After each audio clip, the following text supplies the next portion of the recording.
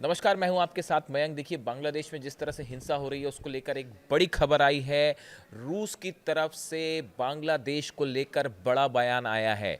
देखिए, बताया जा रहा है कि जिस तरह से बांग्लादेश में हिंसा का दौर चल रहा है और मुस्लिम नेता हादी की हत्या के बाद जो है वो सड़कों पर युवा हैं, सड़कों पर प्रदर्शन हो रहे हैं और कई हिंदुओं को निशाना बनाया जा रहा है। उसके बाद बताया ये गया कि इन पूरे सिचुएशन के बारे में रूस के राष्ट्रपति व्लादिमीर पुतिन को भी ब्रीफ किया गया और उसके बाद बांग्लादेश में रूस के राजदूत अलेक्जेंडर ग्रिगोरिएविच की तरफ से एक बड़ा बयान आया है, जो कि बांग्लादेश में ढाका में रूस के जो एम्बेसडर हैं, राजदूत हैं, उनकी तरफ से बयान आया। वो पत्रकारों से बात कर रहे थे। उन्होंने बांग्लादेश को सलाह दी है कि फौरन भारत के साथ संबंधों में जो तनाव आया है उसको दूर करें।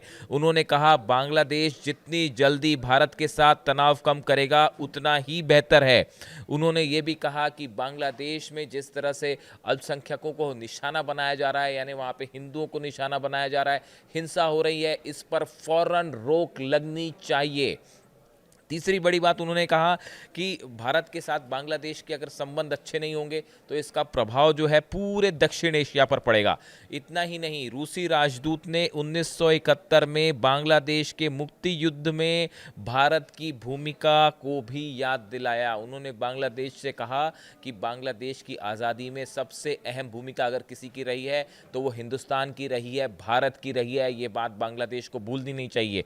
उन्होंने कहा कि 1971 में बांग्लादेश को आज़ादी मुख्य रूप से भारत की मदद से मिली थी और रूस ने भी इसका समर्थन किया था। यानी उन्होंने बांग्लादेश को उसकी हिस्ट्री याद दिलाई है और ये कहा है कि जिस तरह से बांग्लादेश को आज़ादी मिली वो भारत की कोशिशों से मिली और रूस ने भी इस पूरी मुहिम में जो है भारत की मदद की थी। इस तरह का बयान रूस की तरफ से आया है। यानी जो हिंसा का दौर बांग्लादेश में चल रहा है उसकी तरफ, उसको लेकर रूस की तरफ से अपना स्टैंड साफ किया गया है और एक प्रकार से बड़ी वार्निंग बांग्लादेश को दी गई है कि फौरन हालात को सामान्य करिए। वहाँ जो हिंदुओं पर हमला हो रहा है उन्हें रोकिए, लॉ एंड ऑर्डर मेंटेन करिए। देखिए, हमने देखा जिस तरह से हादी की हत्या हुई, सिर में गोली लगने के बाद 7 दिनों बाद हादी की मौत हो जाती है और हिंसा का दौर शुरू होता है। कल एक और मुस्लिम नेता को सिर पर गोली मारी गई है, खतरे के बाहर है लेकिन हॉस्पिटल में है। उसके बाद देखिए बड़े प्रदर्शन हो रहे हैं बांग्लादेश में। हिंसा का दौर अब तक जारी है। हादी पर किसने हमला किया इसके बारे में कोई खास जानकारी नहीं है। हमलावरों के का भी कोई खास पता नहीं है वहाँ बांग्लादेश पुलिस को, और इसको लेकर लगातार जो है वहाँ प्रदर्शन हो रहे हैं। कई जगह जो है वो हिंसा की घटनाएं सामने आई हैं, आगजनी की घटनाएं सामने आई हैं।